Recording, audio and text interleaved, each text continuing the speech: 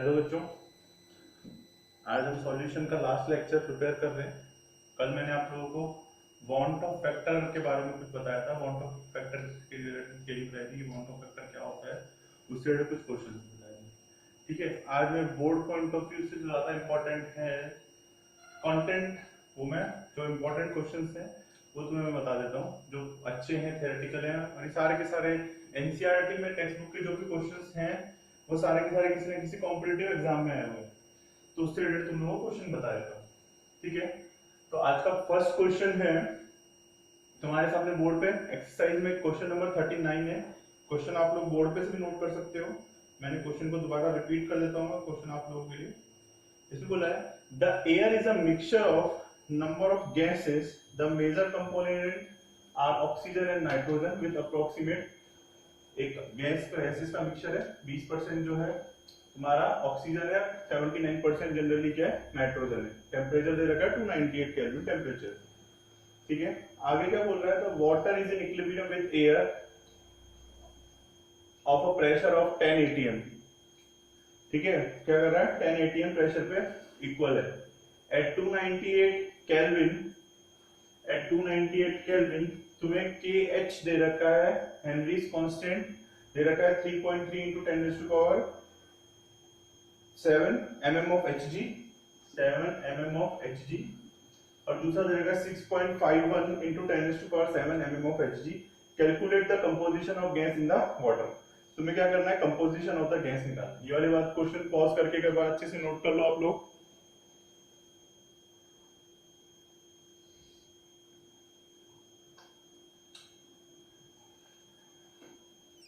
अब मैं क्वेश्चन रब कर रहा हूं, उसका सॉल्यूशन स्टार्ट करते हैं। क्वेश्चन नोट कर लिया, सॉल्यूशन स्टार्ट करते हैं। चलिए, सबसे पहले जो जो वैल्यूज दे रखे हैं उनको नोट कर लेते हैं। अच्छा देखो, हेनरीज कांस्टेंट किसके रिस्पेक्ट में लगता है, गैसेस के रिस्पेक्ट में लगता है। और इसकी जगह अगर बात करें सॉलिड के रिस्पेक्ट में कौन सा फॉर्मूला लगता है, relative lowering in vapour pressure. दोनों एक ही बात की बात रिलेट करते हैं, लेकिन वो गैसेस का लिक्विड के अंदर सॉल्वेंट सॉल्यूशन जो बनता है उसके रिस्पेक्ट में बताता है, और रिलेटिव लोअरिंग वेपर प्रेशर किसके रिस्पेक्ट में बताता है, या राउल्ट्स लॉ उसके रिस्पेक्ट में बताता है, सॉलिड के रिस्पेक्ट में बताता है। ठीक है, तो इसलिए क्वेश्चन पहले तो उनको क्या क्या दे रखा है, तुम्हें क्या निकालना है, अभी मुझे निकालना है, क्वेश्चन में क्या पूछा है उसने, calculate the composition of the water, composition of gases in the water. की गैसेस कितना है, यानी कि x ऑफ मुझे O2 निकालना है और x ऑफ N2 निकालना है। गैसेस के रिस्पेक्ट में उसका क्या कंपोजिशन होगा वो निकालना है। अब हमको पता है कि उसका फॉर्मूला क्या होता है, P = KHX। KHX दोनों के रिस्पेक्ट में KH तुम्हें दे रखा है क्वेश्चन के अंदर, तुम्हें X पूछा है। अब तुम्हें क्या निकालना है, P क्या होता, partial pressure of the gases. अब इसके रिस्पेक्ट में पार्शियल प्रेशर का अपन ने कौन सा फॉर्मूला पढ़ा था टोटल के रिस्पेक्ट में 11th क्लास में, Dalton's law of partial pressure. क्या था Dalton's law of partial pressure, क्या था, given mole upon total into 100। भाई हमें जो निकालना है पार्शियल प्रेशर ऑफ O2 निकालना है, तो उसके क्या हो जाएंगे, given mole upon total into 100। तो अगर मान लो 20% जो है वो किसका है, ऑक्सीजन का है, तो गिवन कितना हो गया, टोटल कितना होगा, टोटल हमेशा कितना होता है 100। अच्छा सर, पी टोटल क्या होगा, पी टोटल तो कैसे निकालेंगे, क्वेश्चन में एक चीज दे रखी है अपन को, the water is in equilibrium at air at pressure of 10 atm। 1 atm equals to कितना होता है, 1 atm इक्वल्स टू होता है 760 mm ऑफ Hg।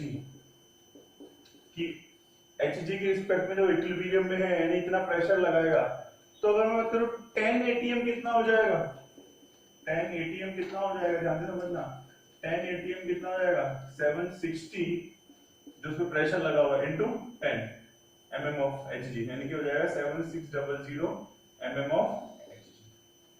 ये वाली बात समझ में आ गई सबको। मुझे क्या चाहिए था, टोटल प्रेशर चाहिए, तो तुम्हारा टोटल प्रेशर आ गया। बस यहां से तुम्हारा पहले तुम्हारा टोटल प्रेशर निकल गया, तो पार्शियल प्रेशर ऑफ O2 क्या हो जाएगा, 20/100 इनटू टोटल कितना है 7600। ठीक है, 20 से 20 गई, तुम्हारा अराउंड आएगा 152 mm of 152 0 mm of Hg। ये तुम्हारा क्या आ गया, पार्शियल प्रेशर ऑफ ऑक्सीजन आ गया। सिमिलरली पार्शियल प्रेशर ऑफ क्या निकालेंगे, nitrogen. Partial pressure of nitrogen क्या हो जाएगा, पार्शियल प्रेशर ऑफ नाइट्रोजन हो जाएगा 79। टोटल कितना है 100। ये वाली बात समझ में आ गई, डाल्टन्स लॉ पार्शियल प्रेशर लगा यहाँ पे। 79 to 79 upon 100 7600। Same as it is, ये आपस में कैंसिल आउट हो गया, इसको मल्टीप्लाई करोगे तो आ जाएगा 6004 mm of Hg। तुम्हारी एक प्रॉब्लम सॉल्व हो गई। तुम्हारे पास क्या प्रॉब्लम थी सबसे बड़ी, कि तुम्हारे पास पार्शियल प्रेशर नहीं था, तो तुमने क्या किया, पार्शियल प्रेशर निकाल लिया। पॉज करके नोट कर लो, partial pressure of N2, partial pressure of O2।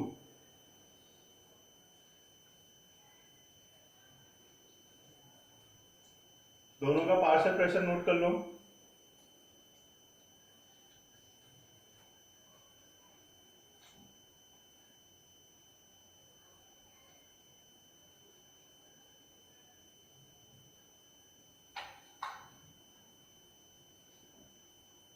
Note कर लिया, इसे रब कर देता हूं।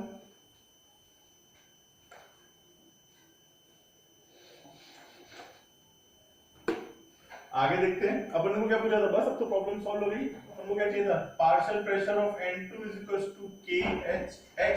x मुझे नहीं पता, तो देखो कैसे निकलेगा, P partial pressure of N2 is equal to KHX। कैसे निकलेगा देख लेते हैं। पार्शियल प्रेशर ऑफ N2 कितना आया, एक एक के रिस्पेक्ट में 6004। हेनरीज कांस्टेंट देखो क्वेश्चन के अंदर ध्यान से देखो, हेनरीज कांस्टेंट ऑफ नाइट्रोजन कितना दे रखा है, 6.51 into 10 raised to power 7। और यहाँ से तुम्हारा x आ जाएगा, तो यहाँ से x of N2 लिख देता हूँ, यहाँ पे x of N2, x of N2, x of N2 इसको सॉल्व कर लोगे तो तुम्हारा आ जाएगा 6004 sorry upon 6.51 into 10 raised to power 7। इसको सॉल्व करते हो 10 raised to power 7, इसको जब भी सॉल्व करते हो तो तुम्हारा x of N2 के रिस्पेक्ट में मैं डायरेक्ट आंसर लिख रहा हूँ, तुम्हारा इसका आ जाएगा 9.22 into 10 raised to power minus का 5। 9.22 into 10 raised to power minus का 5। ये तुम्हारा किसका आ गया, मोल फ्रैक्शन ऑफ किसका आ गया, N2 आ गया। क्वेश्चन में क्या पूछा है, calculate the composition of these gases in water. बस सिमिलरली क्या कर लेंगे, इधर अपन क्या कर लेंगे, मोल फ्रैक्शन ऑफ O2 कैलकुलेट कर लेंगे एज इट इज।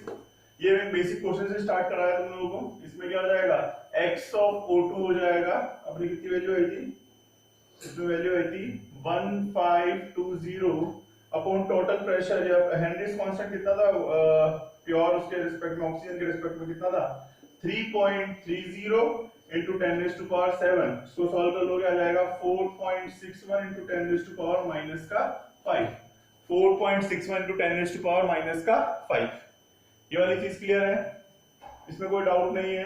पॉज करके सब जने नोट कर लो।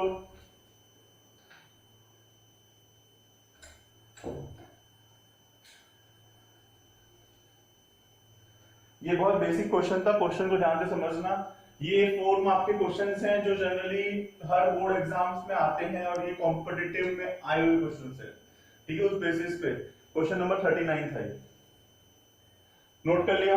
नेक्स्ट क्वेश्चन अपना है क्वेश्चन नंबर 38। ये भी एक बहुत ही अच्छा क्वेश्चन है। क्वेश्चन थोड़ा मिसप्रिंट भी है लेकिन इंपॉर्टेंट क्वेश्चन है। रब कर रहा हूं,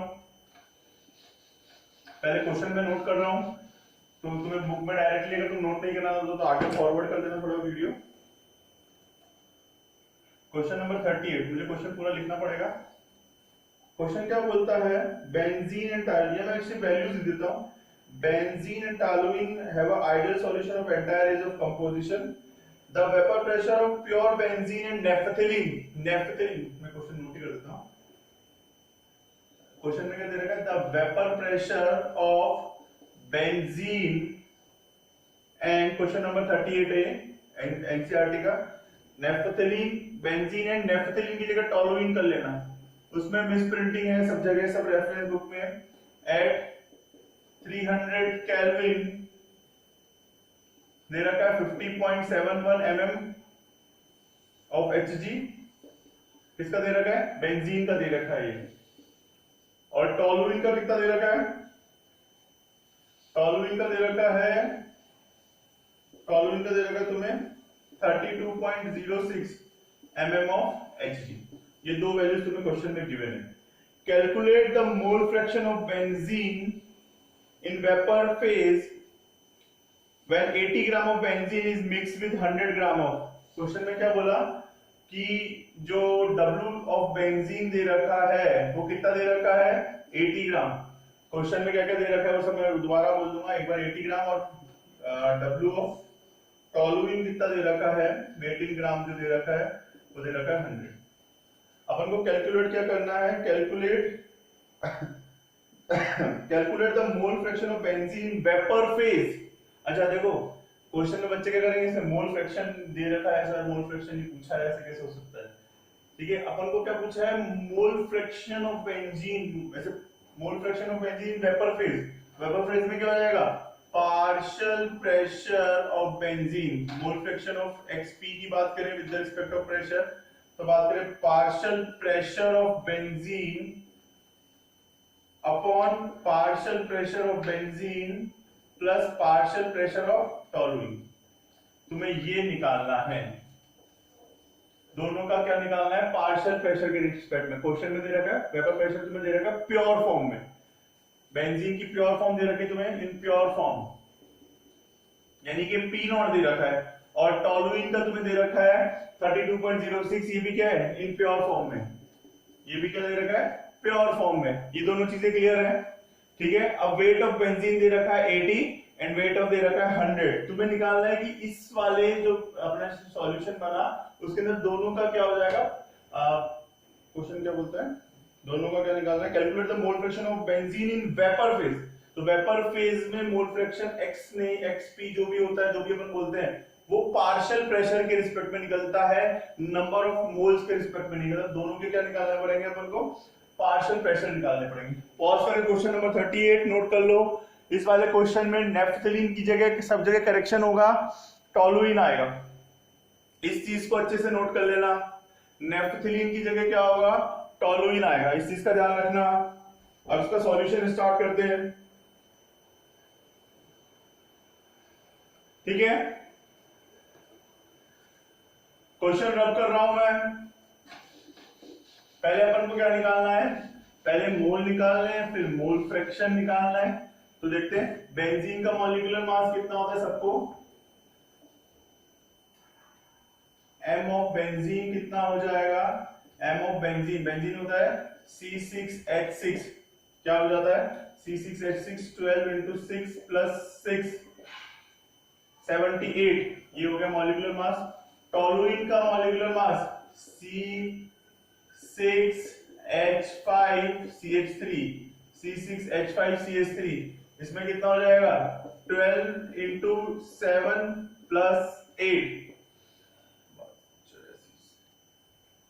92, ये आ जाएगा तुम्हारा मॉलिक्यूलर मास ऑफ टॉलुइन। मुझे number of moles of benzene, n of benzene, यहाँ पे n C6H6 लिख रहा हूं मेरा, NC6H6 के लिए क्या हो जाएगा number of moles of benzene कितने हो जाएंगे। देखो बेंजीन का क्वांटिटी कितनी रहेगी क्वेश्चन के अंदर 80, बेंजीन की क्वांटिटी हो गई 80, इसका मॉलिक्यूलर मास हो गया 78।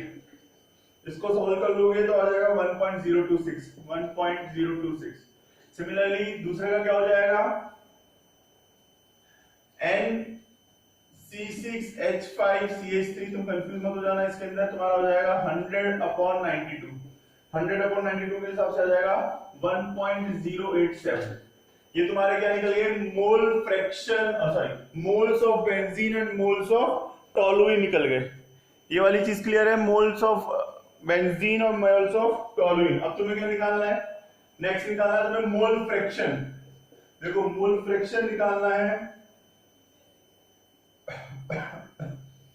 मोल फ्रैक्शन ऑफ निकालना है बेंजीन। तो मोल फ्रैक्शन ऑफ बेंजीन हो जाएगा C6H6 के रिस्पेक्ट में हो जाएगा 1.026 upon total number of moles हो जाएंगे 1.026 प्लस 1.087। इसको सॉल्व कर लोगे आ जाएगा 0.486। ये तुम्हारे आ गए मोल फ्रैक्शन ऑफ बेंजीन आ गए। सिमिलरली क्या हो जाएंगे मोल fraction of toluene, mole fraction of toluene C6H5CH3 कुछ भी लिख दो, या सारे कार्बन को एक साथ लिख दो, कोई प्रॉब्लम नहीं है। ये हो जाएगा 1 माइनस, भाई तुम्हें पता है ना XA प्लस XB क्या होता है, XA प्लस XB इक्वल्स टू क्या होता है, 1 होता है। तो XA प्लस XB इक्वल्स टू क्या हो जाएगा, 1 के रिस्पेक्ट में क्या हो जाएगा, 1 माइनस 0.486, इसको सॉल्व कर लोगे तो आ जाएगा 50.71 mm of Hg, 50.71 mm of Hg। ये तुम्हारा आ गया मोल फ्रैक्शन ऑफ टॉलुइन। यहां तक नोट कर लो सब जने,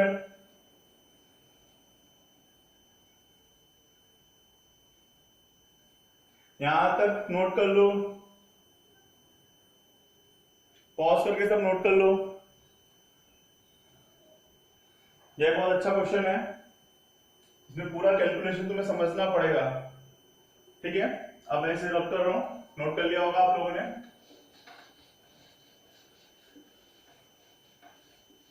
बस अब तुम्हें क्या निकालना है, पार्शियल, तुम्हें पी नॉट निकालना था। तो देखो हेनरीज लॉ क्या बोलता है, पार्शियल प्रेशर जो होता है वो पार्शियल प्रेशर होता है P not of P not के रिस्पेक्ट में अपन को प्योर फॉर्म में दे रहा है।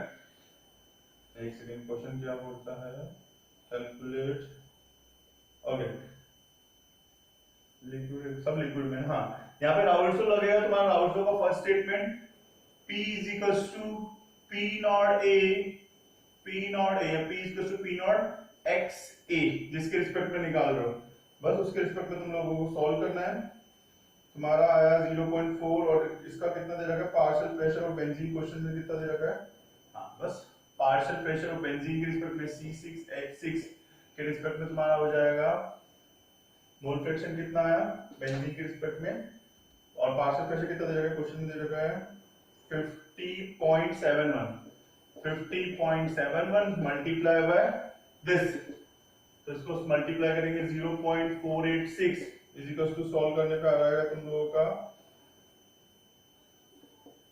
24.645, ये तुम्हारा पार्शियल प्रेशर ऑफ बेंजीन आ गया। सिमिलरली आ जाएगा partial pressure of toluene C6H5CH3, ये किसके रिस्पेक्ट में हो जाएगा तुम्हारा, ये हो जाएगा तुम लोगों का 32.06 इंटू इसमें कितना है 50.71, क्या आ जाएगा 50.71, इसको सॉल्व करोगे तो तुम्हारा आ जाएगा 60.479। तुम्हें क्या पूछा है क्वेश्चन में, calculate the mole fraction of benzene, तो मोल फ्रैक्शन ऑफ एक्सपी जो भी निकालना पड़ेगा, एक्सपी ऑफ बेंजीन निकालना पड़ेगा, तो इसके रिस्पेक्ट में देखो क्या हो जाएगा, मोल fraction of benzene partial pressure of benzene upon total partial pressure, XP of benzene C6H6 के रिस्पेक्ट में निकाल रहे तुम एक्सपी ऑफ या पार्शियल प्रेशर के रिस्पेक्ट में मोल फ्रैक्शन, ठीक है। यहाँ पे क्या हो जाएगा, पार्शियल प्रेशर ऑफ 24 या पार्शियल प्रेशर ऑफ C6, यहाँ पे लिख देता हूं अच्छे से, upon partial pressure of C6H6 plus partial pressure of toluene which is C6H5CH3।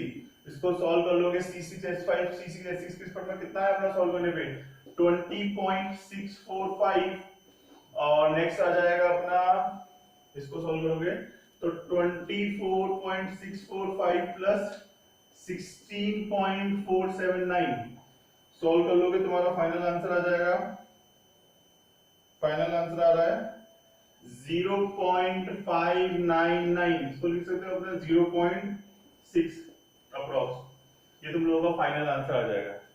Pause करके अच्छे से नोट कर लो, ये बहुत एक अच्छा न्यूमेरिकल है, इसलिए मैं तुम लोगों को कराया हूं।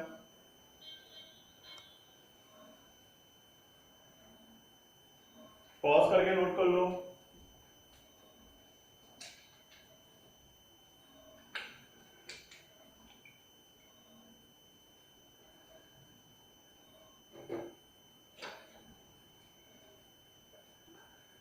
रब कर रहा हूं, क्वेश्चन को पूरा ध्यान से समझना। उसने क्या बोला, पहले मोल निकलवाया फिर मोल फ्रैक्शन निकलवाया। क्वेश्चन उल्टा उल्टा मत कर देना, ये अच्छे न्यूमेरिकल्स है। मैं वही क्वेश्चन करवा रहा हूँ जो जनरली बच्चों को डाउट्स में आते हैं, ताकि तुम लोगों को थोड़े कम डाउट है, फिर भी आने तो वाले ही हैं। नेक्स्ट है क्वेश्चन नंबर 32। ये बहुत छोटा दिखता है लेकिन है बहुत तगड़ा, लेंथी है और कुछ नहीं है, तुम्हें क्वेश्चन समझ में आना चाहिए और कुछ नहीं है इसके अंदर। क्वेश्चन में फटाफट नोट कर देता हूँ। क्वेश्चन देखो, क्वेश्चन नंबर 32 एक्सरसाइज का, calculate the depression in freezing point, calculate delta TF अपन को निकालना है, ठीक है, of freezing point of water when 10 gram, ये दे रखा है CH3 CH2 CH Cl COOH, ये कंपाउंड क्या हुआ, वाटर में डिसॉल्व किया गया। वाटर की क्वांटिटी दे रखी है, W ऑफ H2O दे रखा है 250, ठीक है, और Ka दे रखा है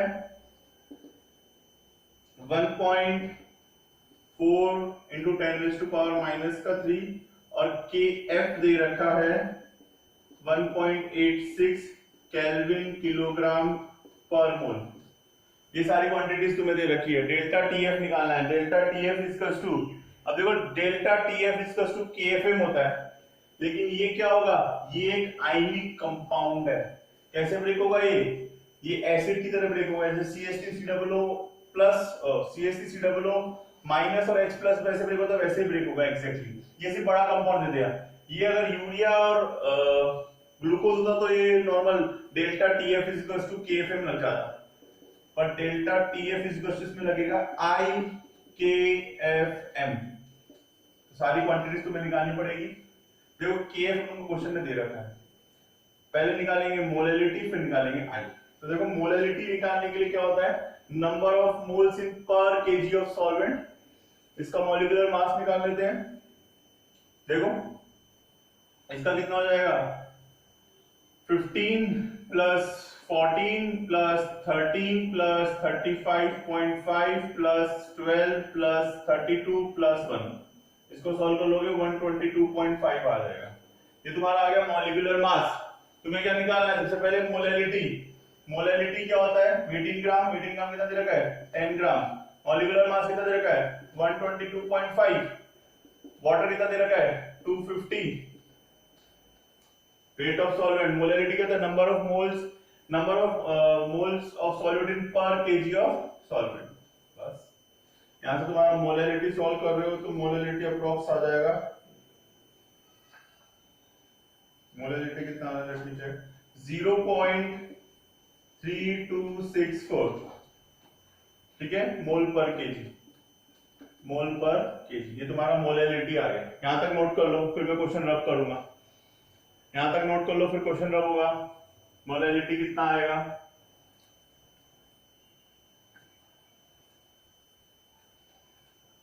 अपन ने क्या किया, पहले सिंपली बस डेल्टा टीएफ इक्वल्स टू केएफएम लगाना है अपन को। अच्छा आईकेएफएम कब लगता है, केएफएम कब लगता है, जहां पे आयनाइज्ड हो रहा है वहां पे आईकेएफएम लगेगा, और जहां पे अनआयनाइज्ड रहता है वहां पे अपना केएफएम लगेगा। ठीक है, देखते हैं आगे कैसे हुआ है। ये अच्छा क्वेश्चन है।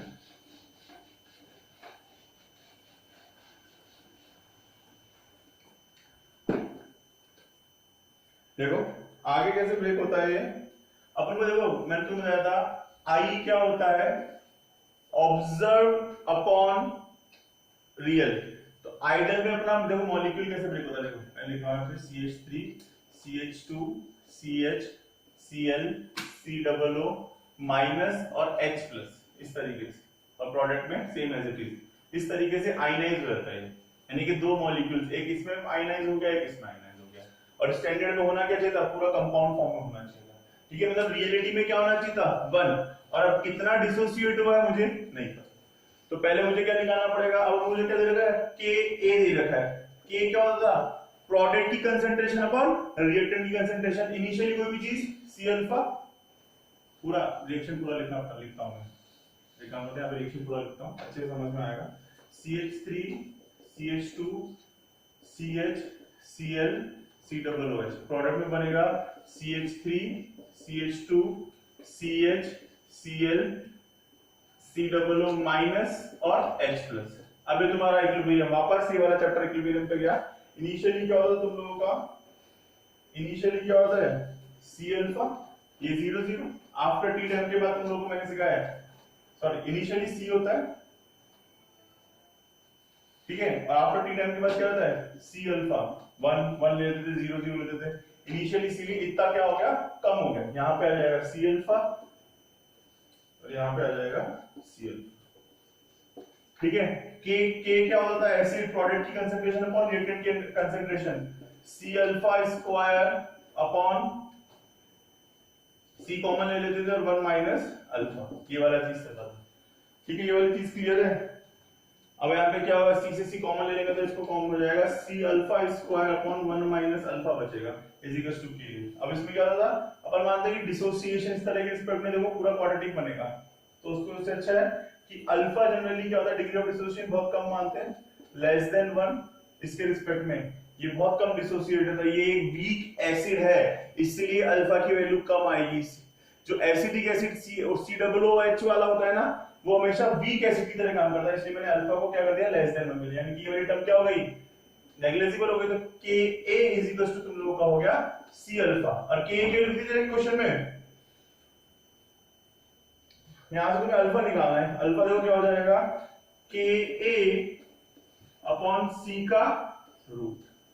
Ka की वैल्यू क्वेश्चन में दे रखी है 1.4 into 10 raised to power minus 3, 1.4 into 10 raised to power minus 3 और अपॉन C की वैल्यू दे रखी क्वेश्चन में 0. C की वैल्यू क्वेश्चन में अपन निकाली। C मतलब क्या होता है, कंसंट्रेशन, कंसंट्रेशन मतलब मोलैलिटी, इसके रिस्पेक्ट में क्या हो जाएगी, मोलैलिटी हो जाएगी, तो इसको सॉल्व कर लोगे 0.3264 का प्रूफ, इसको सॉल्व कर लोगे तो फाइनल Ka इसको सॉल्व कर लोगे आ जाएगा 0.0655 आ जाएगा तुम लोगों के। पॉज करके यहां तक नोट कर लो, ये तुम्हारा क्या आ गया, अल्फा आ गया। सब जने पॉज करके यहां तक नोट कर लो, ये एक अच्छा न्यूमेरिकल है, बस खत्म होने वाला है, दिखने में छोटा था ये लेकिन है बहुत दमदार। नोट कर लिया, आगे देखो, ये तुम्हारा अल्फा सॉल्व हो गया, अल्फा इज तुम लोग क्या आ गया, अल्फा इज आ गया 0.0655। अब देखो कैसे होगा, 0.0655 के रिस्पेक्ट में देखो ये सॉल्व हो गया। अब देखो एक चीज और होती है, I इज इक्वल टू, मैंने तुम लोगों जिन्होंने मेरा वांट ऑफ फैक्टर वाला वीडियो देखा है उसमें उन्होंने बताया कि ये वाला सेक्शन जो होता है वो थियोरेटिकल होता है, थियोरेटिकल डिसोसिएशन कितना हुआ, और ये होता है रियल, रियलिटी में वैल्यू क्या होती है देखो थियोरेटिकल में, ध्यान देना 1 0 0 1, अब अल्फा के रिस्पेक्ट में, C के रिस्पेक्ट में नहीं, 1 minus alpha plus alpha, total number of moles, मैंने डेरिवेशन बताया टोटल नंबर ऑफ मोल्स कितने आ रहे हैं, इसको टोटल कर लोगे तो कितना आ जाएगा, 1 minus alpha plus alpha plus alpha 1 plus alpha हो जाएगा। I इक्वल टू क्या होता है, थियोरेटिकल अपॉन, सॉरी I होता है,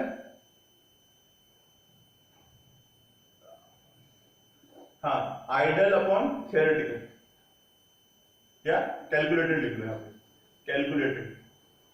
कैलकुलेटेड और ये होता है आइडल। आइडल केस में वैल्यू क्या होनी चाहिए थी, 1, जब ये अनआयनाइज रहता तो, ये ध्यान से समझना, I equal to theoretical dissociation जो भी हुआ है, आइडली कितना रहना चाहिए था, वैल्यू क्या रहनी चाहिए थी 1, अगर ये एसोसिएट डिसोसिएट नहीं होता तो, लेकिन डिसोसिएट होता तो क्या हो गया, टोटल नंबर ऑफ मोल्स कितने हो गए 1 प्लस अल्फा, तो I इक्वल टू क्या हो गया 1 plus alpha divide by 1 is equal to I। Alpha की वैल्यू तुम लोगों के सॉल्व हो गई, 1 प्लस अल्फा कितना आया 0.0655 is equal to I is equal to कितना जाएगा 1.0655, ये तुम्हारी किसकी वैल्यू हो गई, I, क्वांटम फैक्टर। बस अब फाइनल आंसर तुम्हें क्या पता है, delta T F is equal to I की वैल्यू 1.065, के एफ की वैल्यू 1.86 और के एफ की वैल्यू कितनी रहेगी 1.86 और मोलैलिटी की वैल्यू कितनी निकली अपनी, मोलैलिटी की वैल्यू एक सेकंड, मोलैलिटी कितना गया, मोलैलिटी है 0.3264, 0.3264। इस सब को सॉल्व कर लोगे तो delta T F is equal to आ जाएगा 0.65। ये फाइनल आंसर है तुम लोगों का।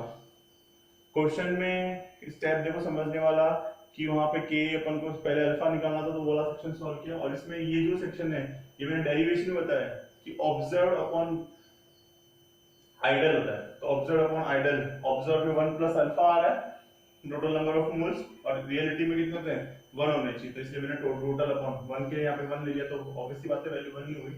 आई इज इक्वल टू क्या हो गया, इसको सॉल्व कर लिया तो आई की वैल्यू इस तरीके से। ये एक बहुत अच्छा न्यूमेरिकल है, ये सबसे ज्यादा इंपॉर्टेंट और टफ न्यूमेरिकल्स थे जो जनरली बच्चों को डाउट्स में आते हैं, वो मैं तुम्हें एक्सप्लेन करती हूँ। आज के लिए इतना ही बहुत है, पढ़ते रहिए, थैंक यू।